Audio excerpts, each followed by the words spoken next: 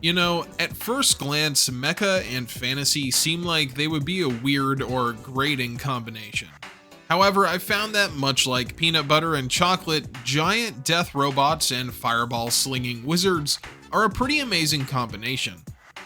While I've already covered one great example last year with Escaflowne, there are a couple of other notable examples of this amalgamation of themes. Magic Knight Rayearth is one such example, and was originally released as a manga in the early 90s by prolific manga artist collective Clamp. Before I move on to actually talk about Rayearth, let me just say that I'm not really familiar with Clamp or any of their works, besides Cardcaptor, I guess. However, I do think the concept of a all-woman manga team is pretty damn cool, and after seeing Rayearth, I am definitely interested in checking out some of their other adaptations. In fact, I actually have a copy of Legal Drug on the shelf behind me. I should probably get on that. Anyway, Magic Knight Rayearth, the anime, was released in 1994 and consisted of 2 seasons totaling 49 episodes. For the purposes of looking back at Rayearth, I will only be tackling the first season, covering the first 20 episodes in this video. I decided to do this because there's a very clear break in the story between the 2 seasons, and both deserve their own recognition. While I'm not terribly well versed in the world of shoujo manga and anime, Magic Knight Rayearth was a really enjoyable watch that I had a ton of fun with.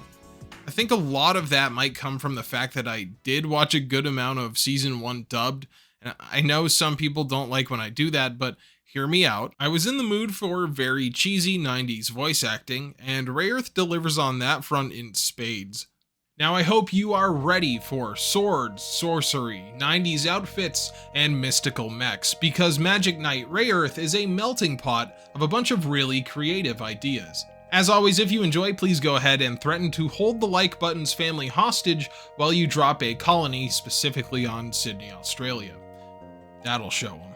Magic Knight Rayearth starts out by introducing our 3 main heroines. Hikaru is the pink-haired tomboy of the group who's into physical activity that complements her fiery personality. Fu is the mousy smart one of the group, and you can tell that by the fact that she has glasses that are really big. Finally, Umi is the well-to-do stuck-up one from a private school. While each of the protagonists is not only easily color-coded with their school uniforms, their character design and the way they're animated also match up well with their personalities. Hikaru is always ready for action with wide-set stances, and Fu is often seen clutching her hands up to her chest or sitting in a polite fashion. For a show in the 90s that was selling itself on its cast of characters and fun designs, I think Magic Knight Rayearth does a pretty good job making all 3 main characters feel pretty distinct. While each of the 3 main characters' schools are visiting Tokyo Tower on a field trip, it's important to note right away that Hikaru, Umi, and Fu are total strangers at the start of the story. Part of the journey that they'll go through is about friendship and strength of heart, and all that other good crap that shows aimed at younger teens are overflowing with. So having them start out not even knowing each other's names or even being from the same school is a pretty good idea, and it definitely fits with the theme of being able to connect with people who you have very little in common with, whether they be from a faraway fantasy land or just another school. While the 3 meet briefly in Tokyo, they don't have time to get acquainted before there's a huge flash, and they're transported to the beautiful fantasy world of Sapphiros. Episode 1 introduces a lot about the world's inhabitants and current plight. The Princess Emerald has summoned the 3 girls to this world to become the legendary Magic Knights and defeat the High Priest Zagato, who has imprisoned her. Because of her imprisonment, monsters wreak havoc across the land, and the world of Sapphiros itself is experiencing gigantic earth-shaking tremors that become more frequent as time goes on. While Hikaru, Umi, and Fu are shocked by their sudden transportation, they quickly decide that there isn't much they can do about it without gathering some information. Luckily, they meet a guy named Master Mage Clef not too long after that, and he explains that they've been summoned to save the realm and become Magic Knights, with there being no other way for them to return back to Japan. Clef kills a big spider with a lightning bolt just to prove his point, and tells them that in order to have enough power to save Princess Emerald, they'll have to revive something known as the Rune God. He even gives them some nice magic armor by way of magical girl transformation. Unfortunately, Clef is just too helpful to keep around, what with his OP power of exposition, so Zagato shows up, turns him into stone, and chucks him off a cliff. I gotta say, as far as antagonists go, Zagato is at least proactive. He doesn't waste time fiddling around and sending goblins to kill the magic knights. He sends his big titty waifu Alcyone instead. The knights flee to the west on the back of a summoned griffin via Clef's magic, hoping to find a master smith that will make them weapons. Alcyone badgers the three girls and is very frightening indeed until Hikaru figures out how to throw a fireball at her, though this leaves her pretty worn out. The knights are dropped off in a strange forest and come across a building with no doors. However, when Hikaru knocks on the outer wall, a passageway opens. Inside the building, they find a curious little rabbit-like creature named Makona, who looks like he was designed specifically to sell plush figures. They're trapped in a cage by none other than the Master Smith Persea, who proceeds to do a very racist Native American impression.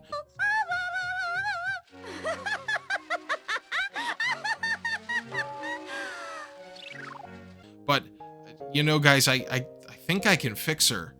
Or perhaps it would be better if I boiled the three of you in a big pot. Alright, maybe not.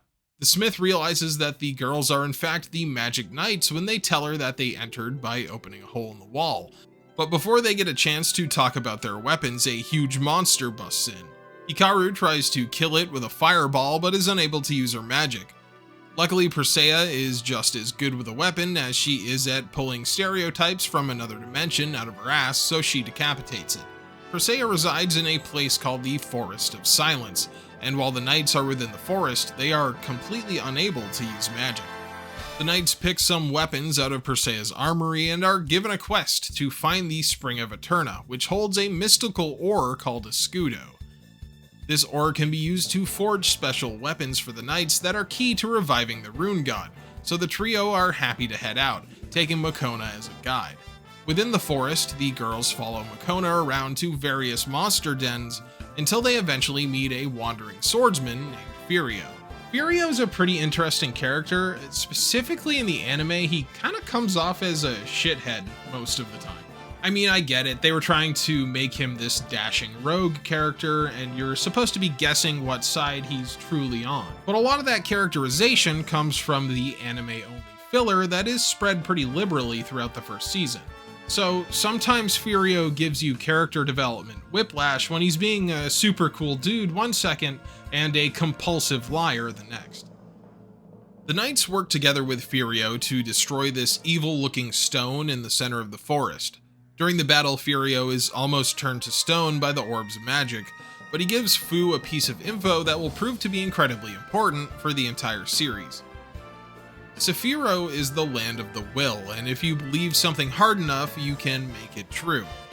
This allows Fu to fire an arrow and destroy the orb, which turns the monsters back into cuddly forest animals. Furio does tell the knights that he's just a traveling swordsman that wants to make trouble for Zagato due to being saved from imprisonment by Princess Emerald in the past. He also says that this is a lie, but it isn't, or maybe it is. It doesn't matter until later. Fu is super head over heels for the green-haired rogue, and especially so once he gives her a pretty rock and tells her it can grant her one wish. Furio then takes his leave instead of traveling with the knights, though we all know it's not the last we'll see of him. Still searching for the Escudo ore, the Magic Knights come across a small village where they're caught in a net. The villagers don't trust them because of all the monsters running around, further establishing that things are really going to hell with Zagato in charge. The trio fight Alcyone once again, and the dub goes out of its way to be really savage and just have everyone refer to her as that middle-aged woman. Umi and Fu lament that they never learned how to use magic from Clef, so Makona shoots a laser out of his head and the stone-faced Clef communicates with them. He explains the same concept that Furio did, saying that in Saphiro, the power of will can make things become reality. This allows Umi to use water spells and Fu to use wind spells, which are most helpful, by the way, because she's the group's healer. While this episode serves to provide Umi and Fu with their magic spells, it also ends with the trio feeling like friends and a part of a team for the first time. And more importantly, they all decide as a group to see the quest through to the very end. Alcyone is given one last chance to defeat the Magic Knights by Zagato, who's growing impatient with her failures. She comes up with a rather cunning plan to have the Knights fight this conjured water monster, which they kill pretty easily, but they're covered in its poisonous residue. They come upon the Spring of Eterna, which looks like a rock with a glowing line above it. When viewed from above, it appears to be a swirling whirlpool, and this is where the setting of Saphiro really made me appreciate all the fun and interesting things that it could do. While sci-fi has been the bulk of what I've looked at on this channel, I mean, fantasy has always had this special draw to me, what with wizards and magic and swords and so on. I guess what I'm saying is I really need to watch Record of Lodoss War because that shit looks sick. Anyway, inside the spring, all three girls are separated and forced to face a hallucination that reflects a part of their heart. Umi faces her parents' judgment, Fu has to fight her own self-doubt, personified by an evil version of herself, and Hikaru has to kill her own dog for some reason. I don't really get that one, I think it was kind of messed up. They each struggle until the guiding voice of Princess Emerald helps them face their fears. When the illusions are finally destroyed, the escudo is within their grasp, but Alcyone shows up and the knights are too fatigued from the poisoned water to fight back. At the last moment, the escudo absorbs into the knights' armor, giving them an upgrade and allowing them to just blow Alcyone up in a big explosion. Surprisingly, she isn't dead, but she might want to be, because Zagato calls her a failure and throws her through a waterfall. The knights experience a tremor while traveling through the forest, and Clef chimes in to tell them that the world of Saphiro is starting to fall apart, and they must hurry to stop Zagato before it's too late. He also warns that there is a minion of the evil priest in the forest, who happens to be this kid named Ascot, who summons a giant worm to fight the Magic Knights. It would seem that the seal on the Forest of Silence was broken, so now they can cast spells. Persea makes their new weapons with the magic ore while they fight off Ascot's worm. Well, actually, I guess it's a caterpillar because it evolves into a giant moth after being hit by a spell. Good thing the escudo weapons kill the moth in one hit. Talk about overpowered. While the weapons were finished and Ascot has been driven off for the time being, the knights discover that a wall fell over on Persea and killed her during the battle. And as silly as I made that sound, I do have to say that I didn't expect this show to just straight up kill her. While the escudo weapons are pretty cool and evolve over time as the knights gain more experience, I do think that it was kind of dumb to make all three of the weapons swords. I get Hikaru and Umi at least, since Umi has a whole subplot about missing out on a fencing championship back in Tokyo, but Fu has the same exact side story going on, only with an archery competition, and they gave her a sword. It's kind of weird because the weapon that she borrowed from Persea was a bow and arrow, which was unique to her, and now it's kind of weird that they just switched that out for something that doesn't really fit her character. Now that the knights have their weapons, which are key to reviving the rune god, their course of action is to follow Makona to said rune god's shrine. The anime adds a bunch of filler content with Ascot and Alcyone, mostly those two sending monsters after the knights and the knights each figuring out how to evolve their weapons one by one. While these episodes are marked as filler because they add a lot that just isn't in the manga, you would probably not want to skip them as they also pepper in a lot of vital info, such as Furio showing back up and telling Fu the rock he gave her is really for transmitting voices. Then finally, Hikaru spends an entire episode caring for this little wounded fox that they find, only for it to turn out to be a huge monster in disguise, and this show really likes having Hikaru kill her pets for some reason. Makona leads them to the ocean, and we see that the rune god resides somewhere underwater. Luckily, there is very little Makona can't do, so he just magics them up a flying saucer that can head under the ocean.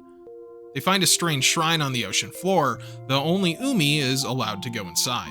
Hikaru and Fu are confronted by a big sea monster controlled by Ascot, and their magic seems to have no effect. Hikaru is able to damage the monster by attacking the gem on its forehead, which negates Ascot's buff spell. And then she goes on to explain to him that if he considers these monsters his friends, he probably shouldn't, force them to attack people. Duh, Ascot. However, the monster isn't defeated, and it busts through the door into the rune god's shrine. Inside, Umi stands in front of a huge dragon that introduces itself as the rune god Celise. It tells Umi to ignore Hikaru and Fu and let the monster destroy them, as she will have to sacrifice many things to save Sephiroth. Umi ignores the dragon and helps them, which causes her to pass the rune god's test, as only someone who helps their friends is worthy of receiving the god's power. Celise turns into a giant robot and defeats Capella immediately, telling Umi that his words were only a test. He then absorbs into her armor, telling her that he will reawaken once they become true magic knights. Clef kind of left out a really important fact when he set the trio out on this quest. They actually have to revive 3 rune gods, so it would seem that their mission is only just getting underway. From here on out, the danger presented in the series is ratcheted up a notch. The knights follow Makona on their winged saucer all the way back to where they first arrived in Sephiroth. They see the floating island with the giant crystal and they realize this must be where the second shrine is. But before they can make it inside, Zagato shows up and tells them he's not playing around anymore, and he blows up their flying saucer with lightning. Luckily for them, Furio is told their location through his magic stone by Princess Emerald, and proceeds to go and save the unconscious trio. This arc introduces Magic Knight Rayearth's best girl sorceress Caldina to be the new adversary for our main heroes. Look, I just have a thing for her, okay? And in fact, I have a thing for all the women in the show. Zagato too, man, throw him in there. You can go ahead and say this show was made for teenage girls all you want, but you cannot deny the fact that Rayearth is stuffed to the brim with MILFs. Caldina is a money-hungry sorceress with a Valley Girl accent in the dub. If y'all don't want to end up like your mayor here, I'd suggest you kill those 3. You got it? Well, am I just the lucky girl or what? And her first big play is to order a village full of people to kill the knights. When they tell her they don't really want to kill children, no matter how hot she is, she mind controls the mayor and makes him stab himself in the leg. Furio intervenes with the villagers' plan to slay the knights and decides to take on Caldina himself. I absolutely love the colors and shadows in this episode, and I suppose that it's a good enough segue to talk about the art as a whole. Magic Knight Rayearth is either going to be one of your favorite looking shows, or you're not gonna like it at all, based just upon its 90s aesthetic. Personally, I really love the look of this show. If you've watched this channel for any time at all, you know that I have a soft spot in my heart for 90s animation, specifically stuff like G Gundam and Slayers. While the actual animation and fluidity of movement is kinda lackluster in Rayearth, I do think that the character design and the comfortable atmosphere is enough to carry it. One thing this show made me realize that I miss a lot is wacky hair colors in anime. Now I know we still get a blue-haired MC every now and again, but Rayearth really goes ham with greens, blues, and reds that just makes me feel at home. While we don't get to see much of the world of Sephiroth up close and personal, as the Knight's Quest constantly has them on the move, when we do get to see villages and the native people, it's always a treat. Rayearth has very strong backgrounds and plenty of variance in its setting, and perhaps the most positive thing about its fantasy world is that it allows the authors to do a lot of creative stuff with the landscapes. Furio comes up with a trick allowing the village to be saved, while Caldina skips town with a huge sack of cash. She still needs to take out the knights so that Zagato won't destroy her, and so Caldina and Ascot decide to team up. Ascot is still pretty mad that the knights killed all his monster friends, and while Caldina and Ascot's plan is foiled by how strong the magic knights are becoming, we really come away from this episode feeling kinda bad for Ascot in particular. Ascot is soundly defeated by Umi, and he tells her that all his life people have looked down on him for being friends with monsters. And being just a kid, Ascot let that resentment fester until he was upset enough that he was willing to join Zagato. Ascot lets the knights go, and they reiterate to him that if he doesn't want people to think his monster friends are evil, then he shouldn't do evil things. Little dumbass. Caldina attempts once more to destroy the Magic Knights using her finger bells to put them into a trance. She ends up mind controlling them and pitting them against each other, only for Fu to demonstrate the strength of her heart by learning a new spell that releases her friends. Caldina mind controls Fu and orders her to attack Umi and Hikaru, but they are saved by the last-minute intervention of none other than Ascot. Fu is able to overcome the mind control, and Caldina is stunned that she would risk her own life for that of her friends. In fact, she's so taken aback by Fu's strength and Ascot's intervention that she just gives up trying to destroy them. It's actually a little refreshing to just have a villain cut their losses and pack it in. It makes sense for Caldina too, as her only real motivation for working with Zagato was money. She doesn't even know why he's holding Emerald hostage. The Magic Knights are getting close to the second shrine once again, so Zagato's right-hand man, Innova, asks if he can go kill them, and Zagato is like, yeah, I guess so. He disguises himself as a woman and pretends to be passed out on the edge of a cliff. Luckily, the ever-helpful Furio picks him up and takes refuge with the Knights in a nearby cave. This episode has that old character trope of Fu getting jealous that Furio is anywhere near another woman, and just as I was about to groan about it, Fu kinda just gets over it and moves on, so good on you for being mature. The Knights go off to wake the second rune god, but Furio falls ill due to some poisoned soup, and Innova reveals himself, stringing Furio up on the wall of the cave. Innova interrupts Fu's revival of Windom, the rune god of wind, and tells her that if she doesn't give up her quest, he'll use his spell to rip Furio into pieces and he'll kill all of her friends. Fu tells him that Furio wouldn't want her to give up, and as Innova is about to kill the green-haired rogue, Windom unleashes his power and blows Innova away. He tells Fu that she has proven the power of her heart, and absorbs into her armor until they can revive the final rune god. Finally, Furio meets back up with them and tells Fu to forget about him, because he doesn't want them to have to hold back, and then he simply turns around and walks away on his own, leaving Fu to wonder if she'll ever see him again. At this point in the series, Sephiroth is really feeling the weight of Zagato's evil plan. Where the land was once calm, verdant, and beautiful, it now suffers from a powerful storm with darkened skies and constant tremors. Emerald herself begs Zagato to stop and let her return to praying for Sephiroth's stability, but he denies her request, saying that he would rather let the entire world die. Damn, Zagato, that is cold. The Magic Knights fight a big demon monster that ends up getting defeated by a sword-wielding Chad named Lafarga. Lafarga is pretty cool, but he's being controlled by a mind-altering spell cast by Zagato. Hikaru fights Lafarga sword to sword, wanting to prove that she's strong enough to be a true Magic Knight. You see, Hikaru's motivation over the second half of the show goes from her bubbly curiosity to a personal need to become stronger to protect her friends. Where some other characters might take their friends gaining new powers and waking ancient gods kinda hard, Hikaru takes it as a motivation to empower herself. However, Lafarga was the captain of the guard for all of Sephiroth, and defeating him in sword versus sword combat is a tall order for anyone. Hikaru ends up disarmed, but when Lafarga attempts to pick up her weapon, he bursts into flame because only a Magic Knight can wield their weapons. This knocks Lafarga out of his mind control, and he explains to the trio that he was being controlled by Zagato. When he realizes that they're setting out to become the Magic Knights, he heads out to find the princess himself and fight Zagato once more, and the Knights now have another powerful warrior to call a friend. With the Knights now heading to the final shrine, Innova asks for another chance to defeat them. However, this time he wants Zagato to revert him to his original form, and it turns out that Innova is this weird lightning wolf monster. We learn that Innova originally wished to live as a human, but he feels such a sense of loyalty to Zagato that he's willing to throw all of that away just for a chance at defeating Hikaru, Umi, and Fu. And man, what a power-up it is, because when Innova attacks the Magic Knights, it's like a full-on Dragon Ball Z battle and some of the best animation in the entire series. While the Knights fight Dog Nova, Furio is hanging out thinking that it sure is weird that Princess Emerald knows who he is, since he's like a homeless traveling swordsman. Well, what a better time to unlock a memory than the end of the world, so Furio remembers that he was actually Princess Emerald's little brother.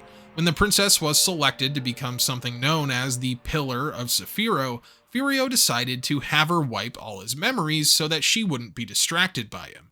This seems extreme, but Rayearth has a good reason for it later, I promise. Emerald contacts Furio through his orb and tells him that he needs to go help the Magic Knights, and that's enough for him to stop feeling sorry for himself and get in on the world-saving action. He tells them to target the gem on Inova's head, and when they do, the dog explodes in a huge pillar of light. Finally, the Magic Knights make it to the Shrine of Rayearth, the rune god of fire and giant blazing lion. Of course, Hikaru has to go into the shrine alone, and Zagato finally shows up himself to destroy the knights. He knocks out Umi and Fu, causing Hikaru to fight him with the help of the returning Lafarga. Hikaru takes hit after hit, and after refusing to back down, Zagato decides to use his strongest spell out of respect for her. This is the trigger for Rayearth to awaken after seeing Hikaru's strength, which upgrades her armor to its final level and allows her to land a wounding blow on Zagato. With all three rune gods now awoken, the Magic Knights don them, which in this case means piloting a giant kick-ass mecha.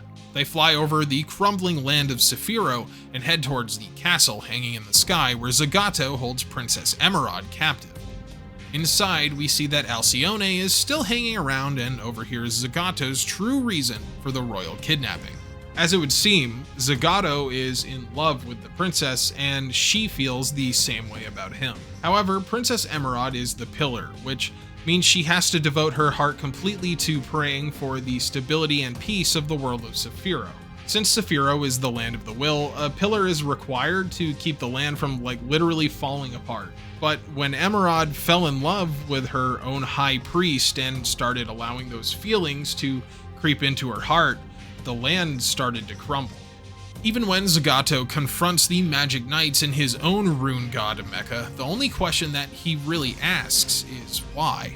Why is it required of Emerald to give up her own life in return for Saphiro's safety? Zagato had decided that if the world would be unfair to her, then he would bring about its end. He battles the Magic Knights, but in the end the power of the three friends proves to be too much for the lovesick priest. Zagato is completely destroyed, and while the knights believe this to be a joyous occasion, the princess is thrown into a fit of despair and rage. Once Princess Emerald was portrayed as an innocent young woman stuck inside a magic orb, but now she's really mad and has the power of battle tits. And also she has a rune god at her command, and it looks really cool. The rune gods tell the Magic Knights that their true enemy is none other than the Pillar. The reason that the Magic Knights are always summoned from another world is that nobody born in the land of Saphiro can actually hurt the Pillar. The Pillar also cannot take their own life and is the only person who knows the spell that can summon the Magic Knights. Now that we know this much about how the world works, it makes sense why Furio was so hardcore about wiping his memories. I mean, he doesn't want to be a distraction to the person who has to pray for the whole world, and this extends to his inferiority complex later on. Clef and Lafarga tell the Knights that a new Pillar cannot be born until the previous Pillar dies, and that there's no other way for them to end their journey. Despite not wanting to harm the princess, Hikaru, Umi, and Fu decide that Emerald's final wish is to be slain so that she can spend eternity with Zagato. The three rune gods combine together into one giant mecha that looks incredible, and then they run Emerald through with a huge glowing sword. With that, the princess thanks them for letting her have a selfish wish, and the three Magic Knights open their eyes, only to find themselves back in Tokyo Tower. While they were focused on returning home during their journey in Saphiro, now all three can only think about going back to that land to help the people rebuild the world that they came to love. And that was the story of Magic Knight Rayearth Season 1. To be honest, there was a lot less mecha stuff in this season than I thought there was gonna be, but as someone who does enjoy fantasy stuff quite a bit, that wasn't really a problem for me. In fact, I'm willing to say that the setting and its creativity is enough to carry the relatively simple story and the less than fluid animation. While the quest that Hikaru, Umi, and Fu embark upon isn't anything groundbreaking, I did enjoy the heartwarming tale of the Magic Knights, and I think the twist at the end of Season 1 does a lot to elevate the story beyond being totally average.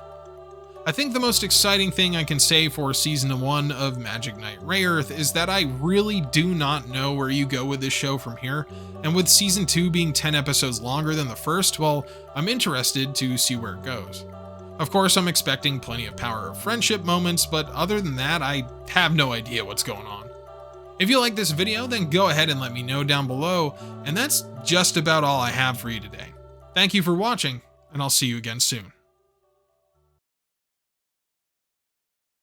Hey there, and welcome to today's end card. Thank you for sticking around all the way to the end if you made it this far. I hope you enjoyed my video on Magic Knight Rayearth Season 1 and are looking forward to Season 2.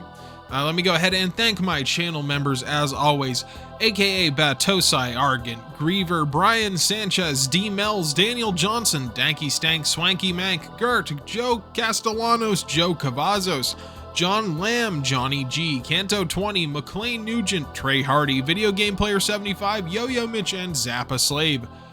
I almost can't do that in one breath now, which is very flattering. Thank you. Anyway, we are moving on into June. I'm actually pretty proud of my output for May. We put out 4 videos, which is really good for me. I'm usually 2 weeks for a video, so to get one out every week in May was cool as hell. I did miss a week in June. Obviously, I took a little bit longer for this one. Next week is probably going to be the Unicorn video. I would assume that video is going to be quite long because Unicorn is like the most philosophically dense anime I've ever seen in my entire life. So that I just feel like that video is going to be long as hell. So keep a lookout for that. And then, of course, we're going to have Season 2 of Rayearth. And then I think at the end of June, I really want to look at Blue Gender because that was like second on the poll that Rayearth won. So I think I'm going to probably shoot for early or late June, I mean, for that. As far as anything else goes, announcements, I am working on a Patreon. Look out for an announcement video sometime within the next 2 weeks. I'm kind of hammering down the details right now, and I want to get anything that is a reward, like any extra content that's a reward on Patreon. I want there to be stuff on there already when it launches. So I'm already working on a few things that I want to have on there. Of course, I don't ever want big content to be locked behind a paywall. So if there's ever anything that's exclusive to Patreon, it's probably just behind the scenes stuff, and maybe some like off-topic videos.